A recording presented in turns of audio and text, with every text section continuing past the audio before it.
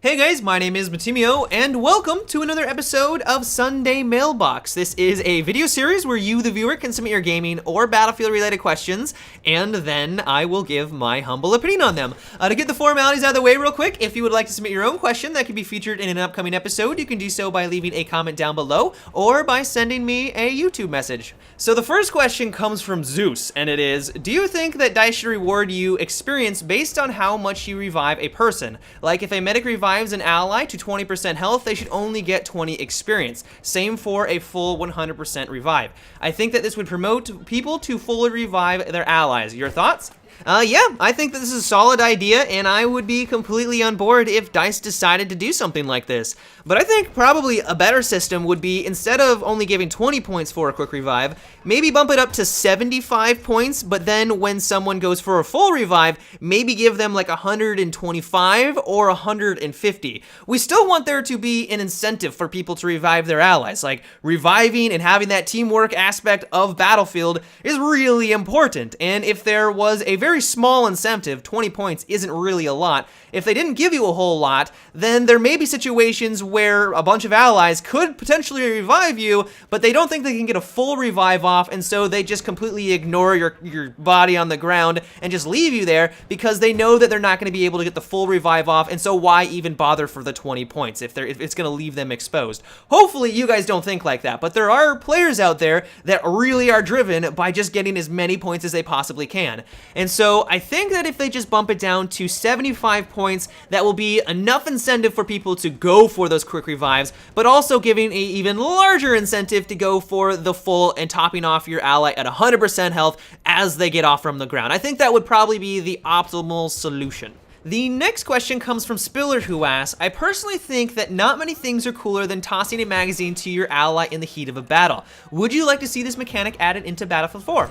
So I hear this suggestion all the time, and it honestly is really cool in concept. Like the idea of being in an epic firefight, you're running dry with your ammunition, you call over your ally to toss you some more, he does so, and then you're right back into the action. Like that's really, really cool. But on the other hand, I do have some issues with it, and the first problem they have, and really the main one, is that this would give you less of a reason to have a support player in your squad. You guys know that in Battlefield 3, you didn't see a lot of support players out there simply because the assault and engineer kits were just vastly superior. Like they had better weapons, they had better gadgets, or arguably better gadgets, and so you saw a larger percentage of the population running with those kits. And I don't want to see that happening in Battlefield 4. And so my worry is that if they did implement a mechanic like this, while it's really cool in concept, like I definitely give you that, I just think it would take too much away from the support role because you could have just a bunch of squads running around as medics and just tossing ammo to whoever needs it at that time.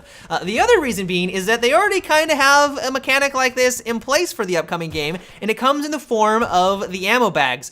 I don't think many people realize that the ammo bags and the health bags can be tossed to your allies a fair distance away. I don't know the exact details, but I even think that in the recent patch notes, DICE even said that they're going to be increasing their range, making it even easier for you to kind of toss these to your allies that need the ammo, but you're not really in a position to kind of run over there and just plop down a supply box. And so it's for that reason and the fact that I think it would just take too much away from the support class in general that I wouldn't want to see that mechanic in Battlefield 4. The next question comes from viewer Definition18, and he asks, I want to know your opinion about the new Spectator mode in Battlefield 4. Is it a problem that you can team up with a friend in TeamSpeak and he is spectating you and telling you where the enemies are located, giving you an unfair advantage, almost like wall hacks? I feel like this is going to be even more powerful than the MAV was in Battlefield 3. Yeah, the MAV was an actual game mechanic, and you could actually shoot that down, and this is more along the lines of cheating. I'm not exactly sure if this was just a bug. I don't know if DICE is still testing some things, and then when the game launches, there will be a delay between the spectator mode and what's actually going on live, so you can't actually do this. But as you said, as things stand right now, or at least from what I heard from a bunch of my friends, is that when you're spectating a match, you're spectating everything live as it's happening. And so if you have a friend on Skype or on TeamSpeak, he can kind of follow you around and let you know if there are a bunch of guys just around the corner, giving you a huge advantage. Like it is cheating. Like it is flat out cheating.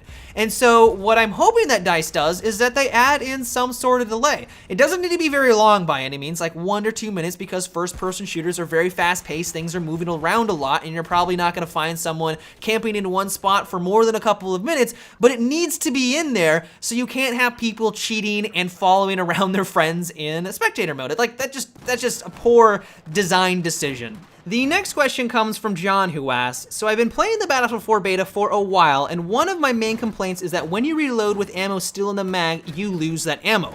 While this may be more realistic, I feel like I'm constantly running out of ammunition. Should DICE change it back to how it worked in Battlefield 3? I have heard this complaint all over the internet, be it on Reddit, be it on YouTube videos. There is some console player out there right now that is upset about the new reload system. But I don't think that you have to worry, because while I don't think it's been confirmed at this point, there's a lot of people speculating that the console version of the beta was older, and that is why, at least on PC, it was basically like it was back in Battlefield 3. And so I think that if you like that, if you like the fact that it made it more realistic, that it's going to be available for a hardcore mode, you know, that just kind of makes sense, and so you're really going to have to conserve your ammunition, and people like that concept. For everyone else that just want to play normally, and they don't want to be bothered with having to conserve their ammunition as much, it should be like it was back in Battlefield 3, and basically for all modern first-person shooters, so I wouldn't worry too much. The next question comes from Fun Days Child, and it is, on console, there are maps that lend themselves to certain classes, and these maps end up flooded with just one class, i.e. Engineer on vehicle maps and Assault on close quarters. Do you think that DICE needs to focus on maps that don't benefit just one class, or do you think that it adds to the game? Oh man, this is a hard question, because on the one hand, I don't think it's really a bad thing when maps are oriented towards certain classes. Like, it only makes sense when you're on a very large vehicle-centered map that there are going to be more engineers. I mean, and that's okay, because that's what the engineer is made for, is to not only repair, but also to destroy enemy vehicles. So it makes sense to have a larger percentage of them playing as that class. But on the other hand, I really like the maps that are designed around all of the classes. Like, if you're playing, doesn't matter if you're playing as the engineer, a support, or a recon, you're gonna find some sort of enjoyment on those maps, and you're not gonna feel useless. You guys know, on a very large vehicle-centered map, playing as a medic, you kind of feel like an idiot at times, and you're not really contributing as much as if you were playing with something that could actually take out enemy vehicles. And so I guess my answer is kind of a mix of the two, because we want to have those very large vehicle-centered maps. People really enjoy that type of gameplay, but I also think that they should kind of go out of their way to making sure that a large variety of their maps are also balanced around all of the classes, and I think that's very important. But that is about it for today's Sunday Mailbox. I hope you guys enjoyed. Once again, if you would like to submit your own question for an upcoming episode, you can do so by leaving a comment down below or by sending me a YouTube message. But until tomorrow, guys, have a good one and take it easy.